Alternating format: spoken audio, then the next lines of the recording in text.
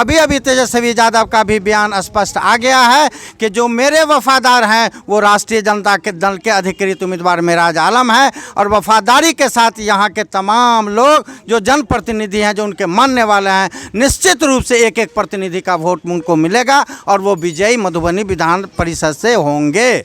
गुलाब जी से बागी उम्मीदवार जो बने हैं मेराज आलम के खिलाफ में, महागठबंधन के उम्मीदवार मेराज आलम है। मेराज आलम की जीत सुनिश्चित है।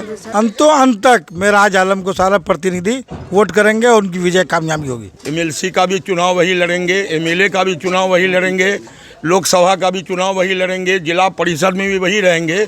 यहाँ मधुबनी में परिवारवाद नहीं चलेगा। ये कौन गुलाब यादव छे करियो तो मादे बाबला अंदर भाई जी करियो तो मादे बाबला ले जो ना घर के मने और मजाक उड़ाते हैं, कौन किसको नहीं जानते हैं, कोई हम आज से राजनीति में नहीं है।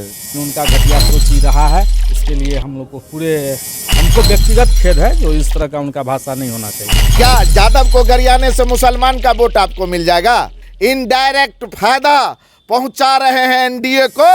राष्ट्रीय जनता दल के उम्मीदवार मेराज जी को वोट बढ़ेगा कि घटेगा? यादव को मजबूरी है वोट देना, हम गाली भी देंगे तो हमको वोट करेगा।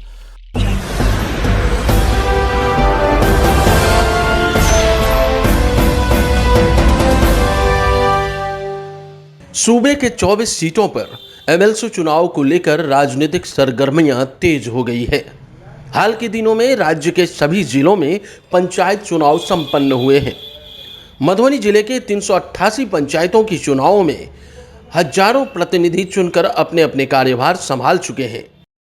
अब बारी है कि उनके द्वारा चुने हुए प्रतिनिधि जो उनका प्रतिनिधित्व बिहार विधान परिषद में करें, और उसके लिए एक ऐसे राजनेता की दरकार है जो उनकी बातों को, उनकी समस्याओं को पटल पर रखे। मधुबनी के निवर्तमान एमएलसी सुमन महासेठ हैं, जिनका कार्यकाल बीत चुका है। अब चुनाव होना है, हालांकि यह चुनाव दलगत नहीं होना है। बावजूद सभी पार्टियां अपने अपने नेताओं का लिस्ट भी जारी कर दिया है। ऐसे में पार्टी के अधिकृत नेता कौन होते हैं वो तो वक्त बताएगा। फिलहाल इस समर में उतरने से पहले नेताओं की आपसी नोकझोंक शुरू हो चुकी है। आरजेडी की ओर से जहां मधुबनी के प्रत्याशी मेराज आलम को बनाया गया है, तो वहीं एनडीए की ओर से विनोद सिंह का नाम बाजार में गर्म है। ऐसे में दोनों पार्टियों में बागी नेताओं की ओर से भी चालें चली जा रही है। जहां एक ओर आरजेडी के नेता और झंझारपुर के पूर्व एमएलए गुलाब यादव पार्टी से बागी तेवर अपनाते हुए ताल ठोक रहे हैं, वहीं विश्वस्त सूत्रों के मुताबिक पूर्व एमएलसी सुमन महासेठ भी एमएलसी चुनाव लड़ने को आतुर हैं। ऐसे भी चुनावी संग्राम में नेताओं की ओर से जुबानी जंग भी शुरू हो चुका है, जहां एक और वर्तमान विधायक और मधुबनी आरजेडी के जिलाध्यक्ष भारत भूषण मंडल एक कार्यक्रम में गुलाब यादव का माखौल उड़ाते हुए अपशब्दों का भी इस्तेमाल किया। साथ ही कहा कि कौन है गुलाब यादव, तो वहीं उनका जवाब गुलाब यादव ने यूं दिया कि वक्त आ गया है कि जनता इसका जवाब देगी। कहीं तो पता नहीं था चुनाव में, लोग हमरा पूछे लोग की लगा अयो कगरा उम्मीदवार बना देंगे पार्टी। ये कौन गुलाब यादव छे करियो तो मादे बाबला अंदर भाई जी करियो तो मादे बाबला ले जो ना घर के मने गंगा ये जे किया जा रहा कोई पहचानता नहीं, कोई पहचानता नहीं था, कोई पहचानता नहीं था, कोई पहचानता नहीं था। वो जो बात कर रहा अभी तो ऐसा लगता है जो लालू यादव के बाद सबसे बड़ा नेता फोटो खींचा, और इसको ये पता नहीं है। मैं यादव को एक बात के लिए धन्यवाद देता हूँ। एक एक बात मैं बोलता चल रहा हूँ जो आपकी समझ का हिस्सा बनना चाहिए। देवेंद्र यादव जी का पुत्र मेरे खिलाफ चुनाव लड़ा था लौखा में, निर्दलीय 3 यादव लड़ा था, उसको वोट किया है जा रहा था। कितना यादव महान है, क्या था यादव भाई 3 पार्टी से लड़ा था। समझ भाई बता रहे बीच में मत बोलिए, हम भूल जाएंगे। उसमें है सबसे कम वोट आया है देवेंद्र यादव के बेटे को 4000, आलोक यादव। उससे अधिक वोट आया है परसाही का एक यादव लड़ा है रामकृष्ण गोई, तो उसको 6252, और एक तीसरा लड़ा है उसको वोट है 5842। ये जरा समझने का प्रयास करिए यादव क्या होता है। नहीं, कोई पहचानता नहीं था। आप देखिए वो विधायक हैं और क्या कह रहे हैं, उसको तो समय आएगा तो उसका हिसाब किताब जनता लेंगे। और मजाक उड़ाते हैं, कौन किसको नहीं जानते हैं, कोई हम आज से राजनीति में नहीं है। हम 2006 से निर्विरोध पंचायत समिति चुने गए और निर्विरोध प्रमुख बने। 10 साल हमने ब्लॉक चलाए, 5 साल हमने विधानसभा का नेतृत्व भी किया, झंझारपुर विधानसभा का। पार्लियामेंट में हम लड़े हुए हैं और फिलहाल में 2022 में आप लोग जान ही रहे हैं कि बिंदु गुलाब यादव चेयरमैन भी बने हैं। तो मजाक उड़ा रहे हैं, उसको समय आने पर उनको जनता जरूर जवाब देंगे, हिसाब किताब जनता जरूर लेंगे। जनता जान रही है हर बात को। वहीं दो आरजेडी नेताओं के जुबानी जंग के बीच उनके अपने अपने समर्थकों की अपनी अपनी दलीलें हैं। जहां गुलाब यादव के समर्थकों ने भारत भूषण मंडल को लेकर अनाप शनाप बयान देते हुए कहा है कि भारत भूषण मंडल एनडीए के दलाल हैं, तो वहीं भारत भूषण मंडल की अगुवाई में सवाल उठने लगे हैं कि क्या लालू का माई समीकरण टूट रहा है। सबसे बड़ी बात तो ये है, यह चुनाव किसी राजनीतिक पार्टी का चुनाव नहीं है और निश्चित रूप से जो पार्टी के लोग उन पर आरोप लगा रहे हैं कि यह किसी न किन्हीं रूप में एनडीए को फायदा पहुंचा रहे हैं, इनके बानी से ये साबित हो गया। आपको मालूम होना चाहिए, गांव समाज में चले जाइए, देवेंद्र प्रसाद यादव जी जिस जात से आते हैं सर्वमान्य नेता हैं जिला के, और वैसे व्यक्ति के पुत्र पर आप आरोप लगाते हैं कि मैं देवेंद्र प्रसाद यादव के बेटे को 3000 वोट से यादव समाज के बेटे को हराते हैं। इसीलिए मैं ऐसे विधायक के वक्तव्य का घोर निंदा करता हूं। जाति, वर्ग, धर्म, संप्रदाय से पार्टी नहीं चलता।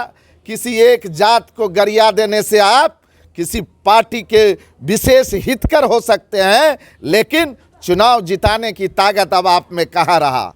जो भी वोट था उनके पास, कल से उनके बयान के बाद मैं दावे के साथ कहता हूं कि 0 हो गया है वोट, 0।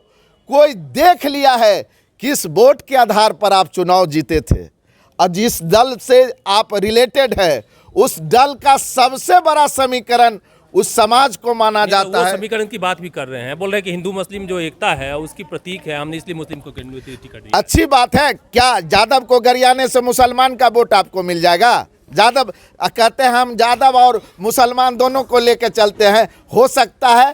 कहते हैं हम बड़ा समाजवादी लोग हैं, तो समाजवादी हो सकता है जात को गरियाने से होता होगा, यह तो आप ही लोग जानते हैं। दुनिया देखा किस हिसाब से गरियाए हैं, जहां पर तमाम लोग और वहां पर उस जाति को गरियाने का आप काम करते हैं। चुनाव तो आगे पीछे होते रहेगा। चुनाव के बारे में मैं अभी ज़्यादा टिप्पणी नहीं करना चाहता, लेकिन दुनिया जानता है कि इस बार क्या होने वाला है।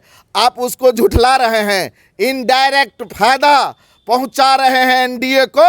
मैं चाहता हूं, मैं वैसे तमाम लोगों से आग्रह करता हूं कि इनकी जांच हो जाए तो दूध से दूध और पानी से पानी पता चल जाएगा कि इन्होंने कितने देर तक कहां कहां बात होता है। मेरी मांग है कि, और मैं पार्टी के आम कार्यकर्ताओं से भी अपील करता हूं कि आप लोग, क्योंकि मैं तो उस पार्टी में हूं नहीं, मैं तो वहां हूं नहीं, लेकिन एक सामाजिक कार्यकर्ता होने के नाते और मैं मांग करता हूं कि मैं जिस समाज से आता हूं उस समाज को जिस प्रकार से उसने गरियाने का काम किया है, मैं मांग करता हूं उसकी मोबाइल की जांच हो जाए, पता चल जाएगा कि रात्रि के 10 बजे से उनको किन किन से बात होता है।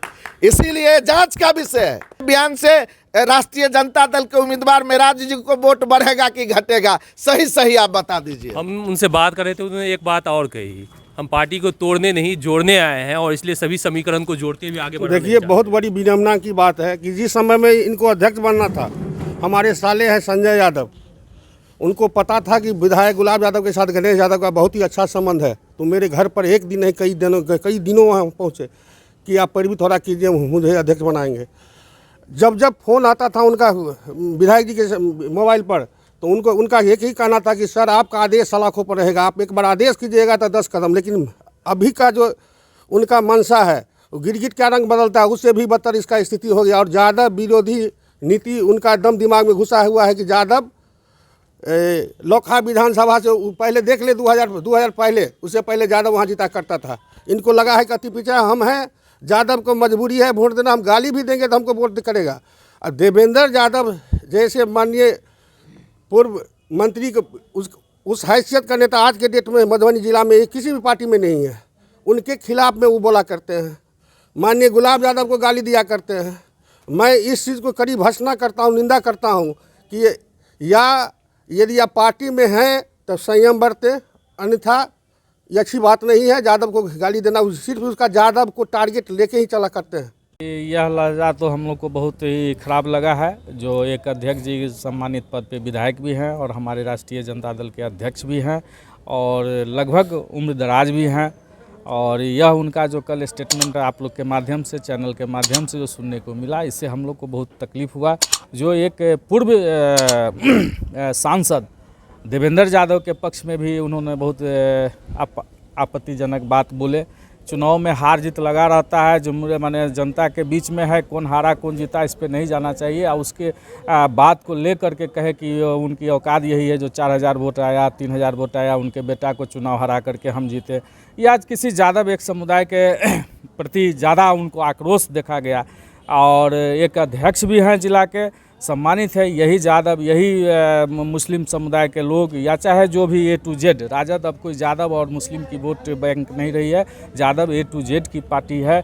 और राष्ट्रीय अध्यक्ष तेजस्वी यादव का भी कहनाम है, राष्ट्रीय अध्यक्ष जी का भी कहनाम है, हमारे प्रतिपक्ष नेता जी का भी कहनाम है कि हमारी पार्टी जो है सो A to Z की पार्टी है, जिसमें अध्यक्ष जी एक खास उम्मीदवार, चहेते उम्मीदवार को उम्मीदवार बनाए। इसके लिए उनको धन्यवाद देते हैं। जो उम्मीदवार वो अपने मजबूती ताकत के बदौलत उनको उम्मीदवार बनाए, लेकिन कहने का मतलब है कि उस उम्मीदवार के पक्ष में वोट मांगने के लिए एक पूर्व सांसद और एक MLA के प्रति इतना माने अपशब्द बात मुँह से निकाले हैं। इसके लिए हम उनको क्या कहना चाहे, बहुत को अब उनके जैसा तो हम नहीं कह पाएंगे, लेकिन उनका घटिया सोच ही रहा है। इसके लिए हम लोग को हमको व्यक्तिगत खेद है जो इस तरह का उनका भाषण। नेताओं के इस जुबानी जंग में जहां आरजेडी कुनबे में टूट दिख रही है, वहीं मधुबनी के MLC चुनाव में मुस्लिम समुदाय के लोग गुलाब यादव के मैदान में आने से नाराजगी जाहिर कर रहे हैं और यह कहने से परहेज नहीं कर रहे हैं कि यादवों ने वक्त आने पर मुस्लिमों के साथ छल किया है।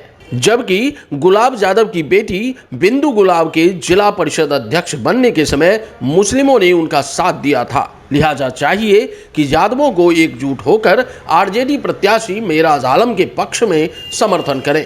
महागठबंधन में फूट दिखाई दे रही है, क्या कहेंगे? मेराज आलम के लिए रास्ता कितना आसान होगा, कितना मुश्किल? मेराज आलम के लिए कोई नहीं है, इसका कोई उसके पीछे नहीं है। चूँकि गठबंधन जब राष्ट्रीय पार्टी ने, जनता दल ने घोषणा कर दिया मेराज आलम को, तो अभी तेजस्वी यादव का भी बयान स्पष्ट आ गया है कि जो मेरे वफादार हैं वो राष्ट्रीय जनता के दल के अधिकृत उम्मीदवार मेराज आलम है। और वफादारी के साथ यहाँ के तमाम लोग जो जनप्रतिनिधि हैं, जो उनके मानने वाले हैं, निश्चित रूप से एक एक प्रतिनिधि का वोट उनको मिलेगा और वो विजयी मधुबनी विधान परिषद से होंगे। हाँ, मुखिया जी ने जो बात कही वो सही बात है कि मेराज आलम विजय होंगे और जो इनके विरोधी है वो नाकामयाब होंगे और कोई भी उनका नहीं चलेगा। अंतों अंत तक मेराज आलम को सारा प्रतिनिधि वोट करेंगे और उनकी विजय कामयाबी होगी। आरजेडी में बागी तेवर अपना रहे हैं गुलाब यादव जी, उससे कितना नुकसान पहुंचेगा मेराज आलम जी? कोई नुकसान। गुलाब जी से बागी उम्मीदवार जो बने हैं मेराज आलम के खिलाफ में, महागठबंधन के उम्मीदवार मेराज आलम है। मेराज आलम की जीत सुनिश्चित है, क्योंकि वो परिवारवाद यहाँ नहीं चलने वाला है। MLC का भी चुनाव वही लड़ेंगे, MLA का भी चुनाव वही लड़ेंगे, लोकसभा का भी चुनाव वही लड़ेंगे, जिला परिषद में भी वही रहेंगे। यहाँ मधुबनी में परिवारवाद नहीं चलेगा। मेराज आलम महागठबंधन के उम्मीदवार है। मेराज आलम को जो है भारी अक्सरियत वोट से जो है जिताने का काम जो लोग भी महागठबंधन के मानने वाले हैं वो करेंगे। प्रदेश स्तर तक क्या संदेश देना चाहते हैं? अगर क्योंकि मेराज आलम जी खड़े हुए हैं, अक़लियत समुदाय से एकमात्र ये प्रत्याशी है, ऐसे में यादव की बगावत कितना नुकसान पहुंचा सकती है? कोई बगावत नहीं है यादव में। सारे यादव जो है मेराज आलम के साथ है। जो भी महागठबंधन के मानने वाले, आरजेडी के मानने वाले हैं, वो सभी के सब प्रतिनिधि मेराज आलम के साथ है। इस चुनाव में वो अकेले थकेले रह जाएंगे, अकेले पड़ जाएंगे। गुलाब यादव, उनको मानने वाले कोई नहीं मिलेंगे। ऐसी ही सभी प्रकार की खबरों के लिए आप देखते रहिए बिहार 24 सच से सामना। अगर आपने हमारे चैनल को अब तक सब्सक्राइब नहीं किया तो चैनल को सब्सक्राइब करें, लाइक करें और शेयर करना ना भूलें। नमस्कार, मेरा नाम सोहन प्रसाद है। मैं खुद एक हेयर स्टाइलिस्ट हूँ। लेडीज़ का हेयर कटिंग करता हूँ, कलर एवरीथिंग हेयर से रिलेटेड। मैं पटना में हूँ, पटना में भी है। और झंझारपुर वासियों के लिए खुशी का एक है मौका कि जो लोग पहले दरभंगा पटना जाते थे हेयर से रिलेटिव या मेकअप से रिलेटिव, काफ़ी एक्सपेंसिव पड़ता था, उनके लिए एक अच्छा मौका है। मैं काफ़ी बड़ा सेटअप लेकर आया हूँ। मेरा स्टाफ सब बाहर का है, पंजाब का है, दिल्ली का है। अब प्रोफेशनल काम हम लोग करते हैं बहुत ही रिजनेबल प्राइस में। प्लस हम लोग जो है होम सर्विस भी करते हैं, मेहंदी से लेके मेकअप से लेके एवरीथिंग। मेकअप में हम लोगों के पास एयर ब्रश मेकअप है, HD मेकअप है, काफ़ी अच्छा है। और हेयर से रिलेटिव हम लोग सिर्फ और सिर्फ ब्रांडेड यूज़ करते हैं, जैसे कि लॉरियल है, सर्चकॉफ है। लोकल प्रोडक्ट मैं यूज़ नहीं करता हूँ, सब ब्रांडेड प्रोडक्ट यूज़ करता हूँ और बहुत ही रिजनेबल प्राइस में, जो कि नॉर्मल जगह पे रेट रहता है। तो मैं यही कहना चाहूँगा कि एक बार सर्विस का मौका दे, डेफिनेटली आपको 100% सेटिस्फेक्शन मिलेगा। मेरे सैलून का नाम है the look salon and spa, near Soni talkies, Jhanjharpur RS।